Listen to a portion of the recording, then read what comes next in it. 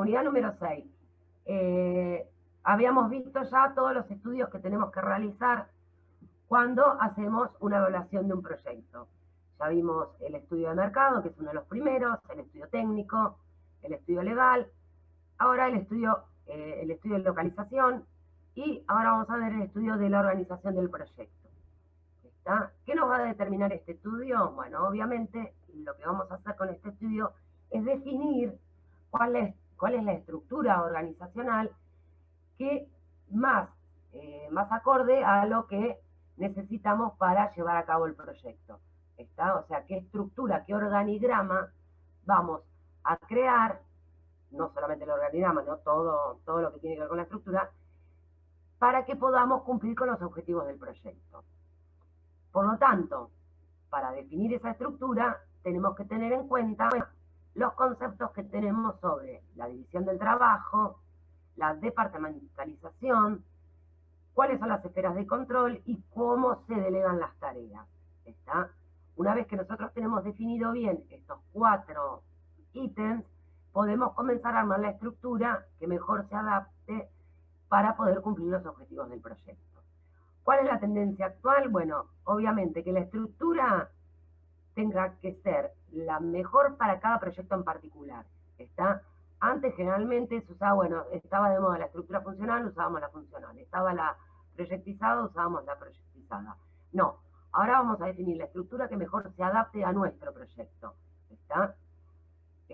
Por eso vamos a tener generalmente para cada proyecto una estructura diferente. Se pueden llegar a repetir las estructuras en proyectos por ahí similares, ¿está? Pero bueno, vamos a tener en cuenta bien las especificaciones y los requerimientos necesarios del proyecto para poder recién ahí armar nuestra estructura. ¿Qué otras variables tenemos que tener en cuenta que van a afectar a esta estructura organizacional? Bueno, las unidades organizativas, los recursos humanos, materiales y financieros con los que contamos, y cuáles son los planes de trabajo. Los planes de trabajo los vamos a sacar ¿de dónde? De nuestros cronogramas de tramas de trabajo o de nuestras estructuras de desglose detallado. ¿Está? Entonces, decimos, ¿qué es lo que hacemos en el estudio de la estructura organizativa o el estudio de la organización del proyecto? Bueno, primero definimos la estructura más acorde al proyecto. Tenemos que cuantificar además las inversiones iniciales para llevar a cabo esa estructura. Ahora vamos a ver cuáles son esas inversiones. Y después tenemos que cuantificar cuáles van a ser los costos de operación de esa estructura. ¿Está? Bueno, ¿qué otra cosa tenemos que tener en cuenta? Que la estructura definitiva, siempre la final, va a estar a cargo de la apreciación del responsable que lleva a cabo el proyecto, está del líder del proyecto. Él va a determinar si la estructura que por ahí el equipo del proyecto presenta como posible para llevar a cabo el proyecto es la ideal o no. Él va a ser el que va a definir, bueno, si esta sirve o esta no sirve, o esta sí sirve, pero habría que hacer determinadas modificaciones. ¿Qué otra cosa a tener en cuenta? Que hay normas y criterios que nos van a servir para poder realizar una estructura que sea confiable y que sirva para poder llegar a cumplir con los objetivos del proyecto. ¿Está? Y que este estudio, en la organización del proyecto, recuerden, como todos los estudios, no se toma de manera aislada. Todos los estudios que necesitamos para llevar a cabo un proyecto se interconectan y tienen que estar todos relacionados. ¿Sí? ¿Por qué? Por ejemplo, de las inversiones y de los costos que nosotros vamos a realizar para llevar a cabo esta estructura, van a estar después, ¿dónde? Plasmados en el estudio financiero.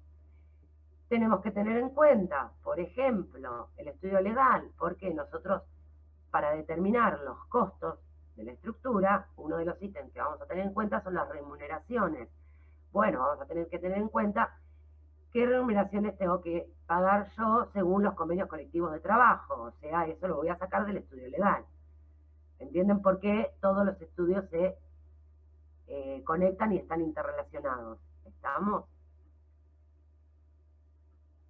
Bueno, ahora vamos a pasar justamente a los efectos económicos que tienen todas las variables organizacionales que están en juego cuando definimos una estructura. Como les dije antes, de la estructura que nosotros definimos van a surgir lo que son los egresos de inversión, o sea, las inversiones necesarias para llevar a cabo esa estructura, y los costos de operación, que van a ser los costos que vamos a tener que afrontar una vez que el proyecto está puesto en marcha y que la estructura organizacional está trabajando. ¿Por qué los tenemos que tener en cuenta? Porque tanto las inversiones como estos costos van a afectar a la rentabilidad del proyecto. ¿Sí? ¿Qué otra cosa vamos a tener en cuenta cuando diseñamos la estructura? Bueno, la naturaleza y el contenido de cada uno de los puestos de trabajo, obviamente, las características de cada uno de los trabajos y las habilidades necesarias que nosotros necesitamos de los empleados para llevar a cabo esas tareas. Estas tres variables lo que van a definir va a ser, ¿qué cosa? El costo de las remuneraciones administrativas. Recuerden que cuando nosotros hacemos esta estructura organizacional estamos definiendo la parte administrativa, ejecutiva y directiva de la organización. ¿Está? Los costos de las remuneraciones del departamento de producción van a salir del estudio técnico. O sea, las remuneraciones de la planta operativa del área de producción salen del estudio técnico. El resto de los puestos de la organización salen de este estudio, del estudio organizacional. Esta estructura organizacional va a tener dos efectos en nuestro proyecto. Un efecto directo, que es el que está relacionado con las inversiones y los costos, y que van a estar relacionados al tamaño que tenga la estructura organizacional. ¿Está? Y un efecto indirecto que tiene que ver luego con los costos de operación de esa estructura. ¿Sí? ¿Cuáles son los factores organizacionales que además tenemos que tener en cuenta para poder realizar la estructura? Son la participación de unidades externas, como ser los staff de apoyo, ¿está? El tamaño de la estructura organizativa, la tecnología administrativa, o sea, por ejemplo, los sistemas que necesitamos. Cuando hablo de sistemas, hablo de todo lo que es el software y el hardware necesario para hacer las tareas administrativas, ¿estamos? ¿Y cuál es la complejidad de esas tareas administrativas? Estos cuatro factores se relacionan también entre sí, ¿está? Por lo tanto, si yo tomo una decisión sobre, por ejemplo, la tecnología administrativa, voy a estar impactando sí o sí en cualquiera de las otras tres, en cualquiera de los otros tres factores. Otra cosa que tenemos que tener en cuenta cuando hacemos una estructura, y sobre todo en el contexto actual, ya no solo por la pandemia, sino de mucho antes, un contexto que cambia constantemente debido a las tecnologías, debido a las comunicaciones y debido a las nuevas maneras de realizar comercio. Bueno, justamente que esta estructura sea lo más flexible posible para poder adaptarse a los cambios del contexto. ¿Está? Bueno, y ahora vieron que yo les dije que cuando diseñamos la estructura teníamos que tener en cuenta las inversiones iniciales de esa estructura y después los costos de operación. Bueno, ¿cuáles son las inversiones iniciales que vamos a definir cuando definimos nuestra estructura? Bueno, ¿cuáles son las inversiones necesarias en obra física? En obra física estoy hablando, por ejemplo, de las oficinas, ¿estamos? Porque recuerden que también la estructura en obra física para el departamento de producción ya lo determinamos en el tamaño de la planta, ¿recuerdan? Bueno, ahora tenemos que determinar el tamaño de las oficinas. El equipamiento, o sea, qué tecnología voy a necesitar, qué cantidad de, no sé, de puestos de trabajo para cada uno de los empleados administrativos, qué cantidad de escritorios, qué cantidad de PC, qué cantidad de impresoras, todo eso es equipamiento que voy a necesitar para que trabaje la parte administrativa. Y el capital de trabajo, que va a estar determinado por las remuneraciones que voy a necesitar pagar durante las remuneraciones del personal administrativo, recuerden, hasta que yo pueda cobrar las primeras ventas. Recuerden, ¿no? Lo del concepto de capital de trabajo es lo que yo necesito pagar antes de que yo cobre la primera venta. Se supone que la parte administrativa ya está trabajando desde el día 1 del proyecto, y si por ahí yo tardo 70 días en cobrar la primera venta, bueno, yo ya ahí le tuve que pagar 2 sueldos a mis empleados administrativos. Esa plata en efectivo la voy a tener que poner yo primero como capital de trabajo. Bueno, esas son las 3 inversiones iniciales que están determinadas por la estructura organizacional. La de la obra física puede darse de 3 maneras y van a depender, sí, se construye la obra física, entonces voy a tener que tener en cuenta el costo del terreno más el costo de la construcción o edificación. Si compro directamente las oficinas, entonces acá voy a tener en cuenta el costo del inmueble, de la compra, más todo lo que tenga que ver con remodelarlo o acondicionarlo de acuerdo a mis necesidades. Y después, si lo alquilo, bueno, van a ser los gastos de iniciación, se refiere a los depósitos que necesito para alquilar, el alquiler mensual, y también lo que tiene que ver con acondicionamiento o alguna que otra remodelación que necesite. De acuerdo a si yo construyo, compro o alquilo, el costo de inversión en obra física va a ser diferente. Bueno, obviamente la inversión en equipamiento va a estar dada justamente por los procedimientos administrativos que yo determino para mi estructura organizacional. Cuanto más tecnificado tengo los procedimientos administrativos, más inversión necesito en equipamiento. Ahora, cuando los procesos son más manuales, entonces yo voy a tener más inversión en recursos humanos. ¿Está? Entonces es muy importante, primero, definir cuáles son los procedimientos administrativos, cómo se van a hacer, si se van a hacer más de tipo manual o más de tipo tecnológico, para determinar cuál es la inversión en equipamiento que necesito. Y bueno, la de capital de trabajo era justamente lo que les explicaba de los sueldos de la parte administrativa. Otra explicación más no es necesaria para este ítem. Después tenemos otras inversiones.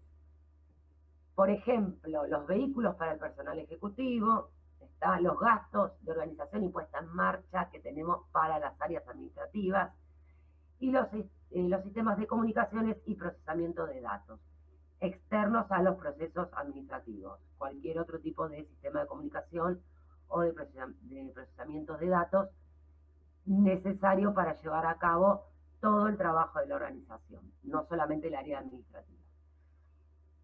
Bueno, después tenemos los costos de la operación. ¿Recuerdan que yo les había dicho? Bueno, ¿cuáles son esos costos de operación? Bueno, los de las remuneraciones, obviamente, tanto del personal ejecutivo, administrativo y de servicio, y todo lo que tenga que ver con las depreciaciones de las obras físicas y de los muebles y equipos.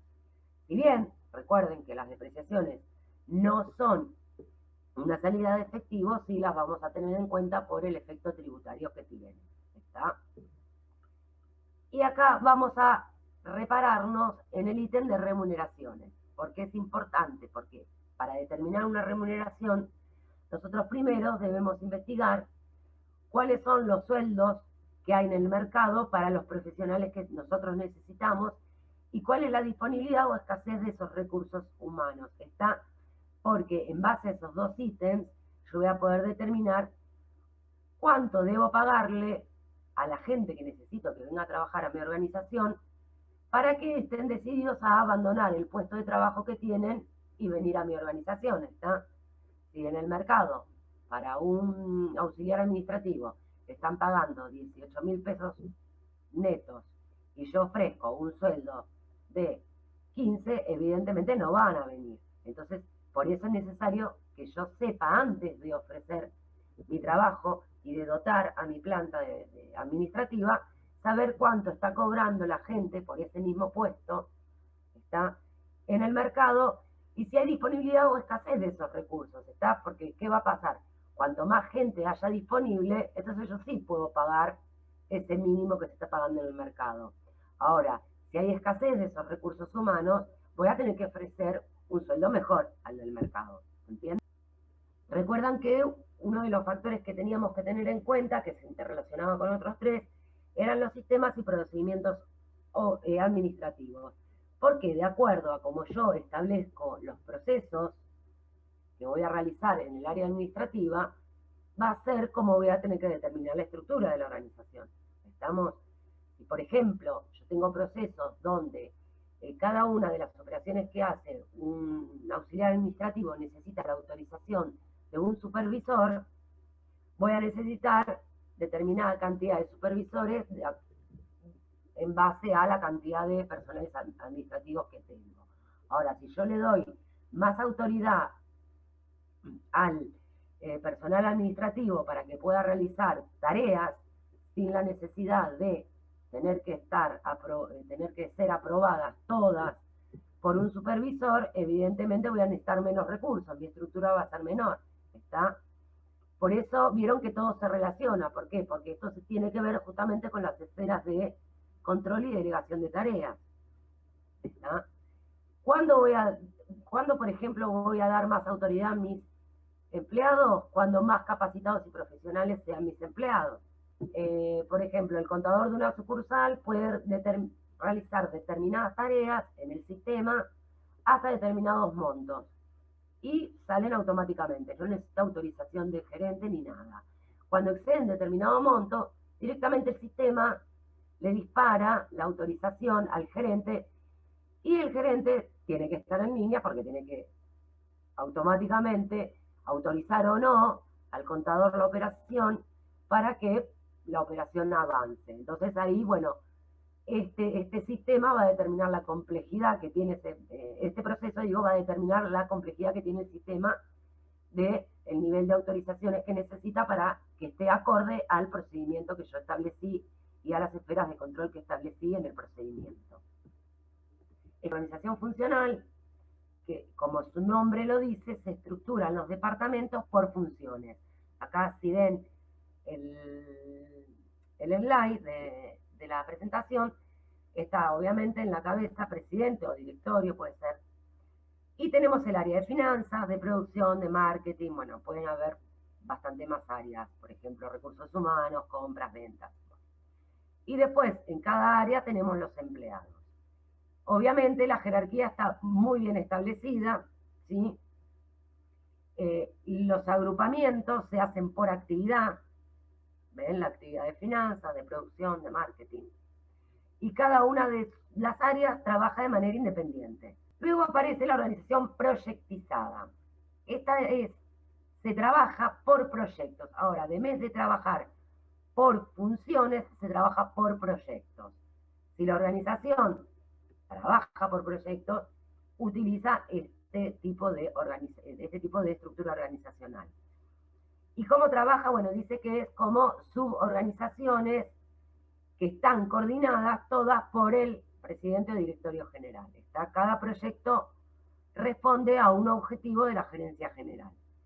El que coordina todo esto es el que está más arriba, el gerente general. ¿Está? Bueno, ¿cuál es la ventaja? Que obviamente el equipo se va a organizar y va a funcionar solamente en relación a ese proyecto. ¿Está? Y entonces dedica todo su tiempo para cumplir con los objetivos de ese proyecto y no otra tarea de la organización u otro proyecto de la organización. Obviamente, ¿qué va a pasar? Se desperdician recursos, se utiliza demasiados recursos. La tercera estructura es la matricial, que combina las dos anteriores. Combina lo que es la organización por funciones y la organización por proyectos. ¿Está? ¿Qué es lo que pasa acá? Bueno, la primera desventaja, como se verá en el gráfico, es la doble jerarquía. Un empleador responde al gerente de procesos y al gerente de su proyecto, por ejemplo. Tiene dos jefes. Obviamente, se supone que los recursos son más eficientes, porque es verdad, vos estás asignada a más tareas, no solamente haces las del proyecto, sino que también haces tareas de tu área. Obviamente, ¿cómo se hace este agrupamiento de los empleados? Por especialización. Se supone que yo, si trabajo en procesos, porque estoy trabajando en la gerencia de procesos, cuando esté en un proyecto voy a estar trabajando en la parte de procesos del proyecto. No voy a estar en la parte de, por ejemplo, sistemas del proceso. Determinamos ya nuestra estructura y vamos a pasar a lo que es el rol del gerente. ¿Está? Del gerente de un proyecto o del gerente de un área. Bueno, obviamente en administración ya deben conocer todas estas funciones que tiene un gerente, como de planificar, controlar y dirigir un equipo de trabajo. ¿Qué es lo que planificamos como gerentes? Bueno, las actividades necesarias para el proyecto, los tiempos para realizar esos proyectos, los costos y qué recursos vamos a necesitar para llevar a cabo todos esos trabajos. Respecto del control va a ser sobre si vamos avanzando o no en el plan que establecimos para el proyecto, ¿está? Y vamos a dirigir a nuestro equipo de trabajo, ¿está? Obviamente tenemos que lograr que el trabajo trabaje, que el equipo de trabajo trabaje de manera coordinada, ¿está? Entre ellos y entre todos los involucrados del proyecto. Luego tenemos responsabilidades como gerentes. Bueno, entre ellas es, obviamente, tratar de integrar todos los esfuerzos de las personas que trabajan en nuestro equipo de trabajo para poder alcanzar el objetivo del proyecto. La metodología de trabajo va a estar bajo el área de responsabilidad del gerente, está la gestión de esos recursos, no solamente humanos, sino también materiales, como por ejemplo equipamiento, también va a estar a cargo del gerente, ir evaluando los progresos de todos los trabajos que se hacen, también es responsabilidad del gerente, e implementar también medidas de monitoreo y, ¿por qué no?, de premios y o castigos, también es responsabilidad del gerente. Como el gerente tiene que liderar, tiene que motivar y cómo hace para crear equipos de trabajo. Bueno, respecto del liderazgo, tenemos 4 tipos de líderes, ¿está? Tenemos el coach o mentor, el estratega, el administrador y el líder.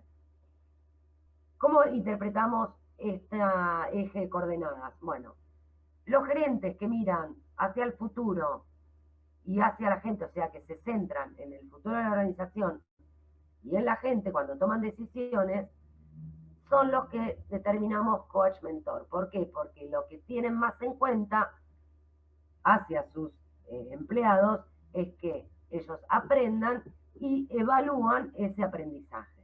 ¿Estamos? Ellos se centran, cuando toman decisiones, en el futuro del proyecto y en la gente que trabaja en el proyecto. Luego tenemos el estratega. Bueno, el estratega también mira hacia el futuro cuando toma las decisiones, pero ya no se aboca a la gente, sino que se aboca al negocio en sí, o sea, al proyecto en sí. ¿Está? ¿Qué va a tener en cuenta? Bueno, obviamente el posicionamiento nuestro para ser competitivos en el mercado y mejorar continuamente, ¿está? Luego, el gerente administrador, cuando toma decisiones, tiene en cuenta también el negocio o la función y ya cuando toma decisiones mira hacia el pasado, o sea, se fija qué hicimos antes respecto a determinada decisión que tuvimos que tomar, ¿está? Bueno, para llevar a cabo este rol, que tiene en cuenta lo que es la planificación, la organización y el control. El gerente que cumple un rol como líder también tiene en cuenta a la hora de tomar decisiones qué pasó en decisiones anteriores y ya se centra más en lo que es la visión o el foco del equipo de trabajo, la selección del personal o remover al personal, o sea, cambiar. Se supone que para orientar a los equipos de trabajo lo hace con el ejemplo. ¿Cuáles son las acciones necesarias que debe llevar a cabo el gerente para formar equipos de trabajo? ¿Está?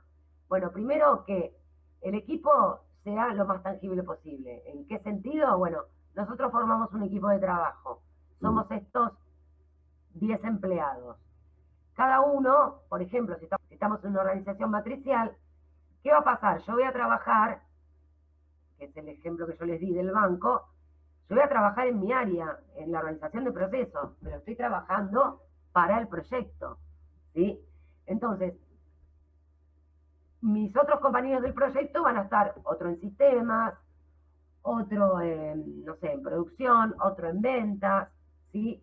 Bueno, el gerente tiene que ocuparse de que ese equipo que formamos, esas personas trabajando cada uno en una oficina distinta, en determinados, hasta pisos del edificio, o sea que no nos vemos las caras, tiene que tratar de hacer a través de reuniones ya sea semanales o cada dos veces por semana a veces, de que ese equipo se trate de visualizar, o sea, se vea como equipo y de qué manera, bueno, juntándose, no reuniones que sean productivas, como por ejemplo, bueno, vos qué hiciste, cómo avanzaste, qué insumo estás necesitando, qué te está faltando, qué dificultad tuviste, eh, qué necesitas interrelacionar con otro compañero del proyecto. Bueno, esas reuniones son más que necesarias cuando trabajamos por proyectos. Porque nos va a pasar eso, nos va a pasar que el equipo va a estar, si bien todos responden un proyecto, va a estar uno en cada uno de los departamentos de la organización. Bueno, obviamente, crear premios por buen desempeño, mucho más no hay que explicar acá. Si se llegan a las metas, hacer premios extras que no necesariamente tienen que ser económicos. Pueden ser, bueno, te doy un día y no te descuento el día, o entras después de horario, o te vas antes, o una remuneración económica, obviamente. Y bueno, después, fundamental la relación que hay entre el jefe del proyecto o el líder del proyecto y cada uno de los miembros del equipo. Pero después, otro de los temas que tiene que tener en cuenta el líder de un proyecto, que esto seguramente si ustedes se lo ponen a analizar les habrá pasado ahora cuando formaron el equipo. Que cuando uno forma un equipo de trabajo, este equipo de trabajo pasa por determinadas etapas. Son 4 las etapas. La de formación, que es cuando decimos, bueno, este va a ser el equipo de trabajo. ¿Está? O sea, vos y vos van a pasar a ser el equipo número 1 para trabajar en el proyecto 1. Bárbaro. Esa es la etapa de formación. Después viene la etapa de turbulencia, ¿okay? Donde acá va a pasar que, bueno, quién hace cada una de las cosas, se van a pelear internamente, si bien no se hace a Vox Populi, hay determinados comportamientos de los integrantes del equipo en los cuales, bueno, van a pelear por decir, bueno, yo quiero liderar esto, o yo quiero hacer determinada tarea, o quieren imponer cada uno de los integrantes del equipo la posición que tienen respecto de ese trabajo que se les encomendó. La siguiente etapa es la de equipo potencial. Bueno, acá ya directamente las normas de trabajo ya están establecidas, ya sea porque el líder estableció la metodología de trabajo, porque no hubo acuerdo entre los integrantes del equipo, o porque, a pesar de conocerse la metodología de trabajo, aceptar esa metodología de trabajo, informalmente los miembros del equipo se han puesto de acuerdo y han determinado, bueno, sí, vos te encargas de esto, vos de aquello, vos de lo otro. ¿Está? Eso ya hay un acuerdo tanto de metodología de trabajo como de responsabilidades y autoridades de cada uno de los equipos de trabajo, que se da o por el acuerdo entre los miembros del equipo determinado. Si no se llega a ese acuerdo, bueno, ahí es donde el gerente va a decir, bueno, chicos, miren, ustedes no se ponen de acuerdo, bueno, esto lo vamos a hacer así y ya está. Después aparece la etapa de desempeño, ¿está? Donde ya el equipo podemos decir que está totalmente formado, ya está trabajando y ya está alcanzando los objetivos del proyecto. Hay una quinta etapa, ¿está? Que se llama equipos de alto rendimiento, que es cuando estos equipos de trabajo ya van más o sea, desempeñan sus tareas muchísimo mejor de lo que estaban establecidas y cumplen con los objetivos muchísimo mejor o más eficientemente, o sea, en menos tiempo o adelantan trabajo o tienen el poder de decisión de reorganizar una tarea para poder adelantar trabajo, y son los equipos de alto rendimiento. Estas etapas se dan en todos los equipos de trabajo. Como todo equipo, como todo equipo de trabajo, siempre aparecen conflictos, obviamente. Donde hay gente, hay intereses, a veces acordes, a veces contrapuestos. Bueno, cuando hay intereses contrapuestos, se generan los conflictos. Hay técnicas para resolver estos conflictos que tiene que llevar a cabo el líder del proyecto. Bueno, estas son las 6 técnicas.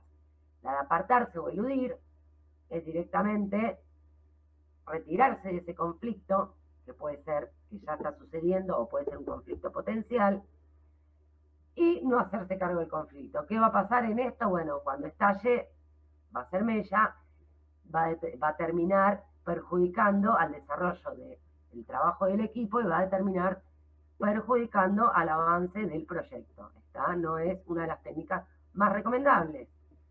Y otra de las técnicas que puede darse es la de suavizar o reconciliar. O sea, yo como gerente de proyecto detecto que hay conflicto entre 2 o 3 o 4 integrantes del proyecto, los junto, les digo que expongan su punto de vista de cada uno y tratar de mostrarles, de visualizarles solamente en las cosas que están de acuerdo, ¿está? Para poder llegar a que los integrantes de ese equipo se centren más en los puntos que tienen de acuerdo que en los que tienen en desacuerdo, ¿está? Y trabajen en pos de eso. La otra técnica, la de consentir, ¿está? Bueno, tratar de como gerente llevar a cabo determinadas tareas que satisfagan a los intereses contrapuestos de cada uno de los equipos, de cada uno de los trabajadores, ¿está? Si, por ejemplo, otra de las técnicas es la de forzar directamente, bueno, listo, chicos, hay conflictos, bueno, van a hacer lo que dice el gerente, ya está, no se discute más. Esto también nos trae problemas, ¿por qué? Porque va a terminar desmotivando a la gente, ¿está? Bueno, la otra, la de colaborar. Bueno, incorporar no solo los puntos de vista de la gente que está en conflicto, sino incorporar a todo el equipo de trabajo, ¿está? Respecto de los puntos en desacuerdo que tienen determinados integrantes, para poder tratar de llegar a un acuerdo. Bueno, y la otra es la de confrontar o resolver los problemas, ¿está? Bueno, decimos, bueno, este es el conflicto, bueno, ¿qué soluciones hay? Bueno, estas son las soluciones, bueno, ¿qué hacemos con cada una de las soluciones? Vamos a pasar al último tema de esta unidad 6, que es la gestión de las comunicaciones que tiene a cargo un gerente de proyecto. Esta gestión de comunicaciones se divide en 4 etapas. Es un proceso que se divide en 4 etapas. Primero vamos a identificar los interesados del proyecto que necesitan sí o sí tener información de cómo va avanzando ese proyecto. ¿Estamos? Obviamente, para identificar a los interesados, voy a tener que hacerlo igual que el análisis involucrados durante la ejecución, antes del proyecto y durante la ejecución del proyecto, ¿está? Porque a medida que voy avanzando en determinadas tareas, van a ir incorporándose, por ejemplo, áreas de la organización que antes no estaban, ahora sí son afectadas con un determinado trabajo que estoy llevando a cabo, entonces voy a tener que hacer un informe específico para ese involucrado, ¿está? También van a ir cambiando a medida que voy avanzando, todos los interesados en recibir información sobre el avance del proyecto. Después tengo que planificar las comunicaciones, o sea, cómo yo voy a comunicar, ¿de qué manera? Mediante informes de avance, mediante tableros de control, mediante reuniones, de qué manera voy a justamente comunicar, ¿está? El otro proceso es la distribución. Bueno, ¿a quién le voy a mandar determinado informe? ¿Sí? Bueno, este informe es para esta determinada área, este informe es para esta otra determinada área, este otro para esta determinada área. Y el último proceso es gestionar las expectativas justamente de estos interesados en las informaciones. Una vez que reciben los avances del proyecto, gestionar que las expectativas de cada uno de estos involucrados en el proyecto y en recibir la información de los avances no sean o demasiado altas o demasiado bajas. Por ejemplo, yo les estoy informando mediante un tablero de control que el 80% de las actividades del proyecto están en verde, o sea, con semáforo en verde. Entonces van a empezar, pueden o no, uy, qué bueno, vamos re adelante con el proyecto, vamos a terminar antes de tiempo. No hagamos suposiciones, no tengamos estas expectativas. Que estemos bien en el avance del proyecto no significa que podamos llegar a terminar a tiempo, porque puede llegar a pasar cualquier cosa con este 20% de las actividades que nos faltan. ¿Está? O no puede pasar al revés. Venimos súper atrasados, los que reciben la información que van a decir, venimos retrasados, no vamos a terminar nunca con el proyecto, no vamos a salir del presupuesto porque vamos a tener que contratar más gente. Bueno, no, tampoco, porque hay que ver qué hacemos con este 80% que estamos atrasados y podemos recuperar trabajo cuando hagamos el otro 20% de las